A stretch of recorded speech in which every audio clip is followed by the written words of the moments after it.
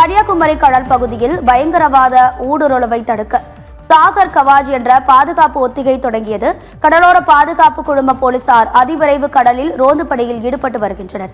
இது தொடர்பான கூடுதல் தகவல்களை நமது செய்தியாளர் விமலா வழங்கிட கேட்கலாம். விமலா, வணக்கம். உங்க விரிவான தகவல்.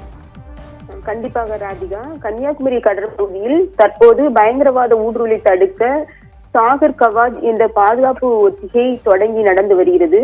கடந்த 2008ஆம் ஆண்டு கடல் வழியாக மும்பையில் புகுந்து பயங்கரவாதிகள் தாக்குதல் நடத்தினர். இதைத் தொடர்ந்து கடலோர பாதுகாப்பை அதிகரிக்கும் விதமாக ஆண்டுதோறும் சாகர் கவாஜ் என்ற பெயரில் பாதுகாப்பு ஒத்திகை நடத்தப்பட்டு வருகிறது. இதில் காவல்துறையினரே பயங்கரவாதிகள் போன்று தமிழக கடற்பகுதியில் நுழைவார்கள். அவர்களை பாதுகாப்பு படையினர் பல குழுக்களாக பிரிந்து தடுத்து தாக்குதல் நடைபெறுவதை முறியடிப்பார்கள். அந்த வகையில் இந்த ஆண்டுக்கான சாகர் கவாஜ் பாதுகாப்பு ஒத்திகை இன்று காலை தொடங்கி இருக்கிறது. கன்னியாகுமரி அருகே சின்னமுட்டம் துறைமுகத்தில் இருந்து கூடங்குளம் கடற்பகுதி வரை, சின்னமுட்டம் துறைமுகத்திலிருந்து பின்னர் குளச்சல் கடல் பகுதி வரை என இரு குழுவாக பாதுகாப்பு படையினர் அதிநவீன படகுகளில் சென்று கண்காணிப்பு பணியில் ஈடுபட்டு வருகின்றனர். கடலோர பகுதிகள் மட்டுமின்றி கன்னியாகுமரியில் உள்ள லாட்ஜுகளிலும் சோதனை மேற்கொண்டனர். சோதனை சாவடிகளிலும் கண்காணிப்பு மேற்கொள்ளப்பட்டது.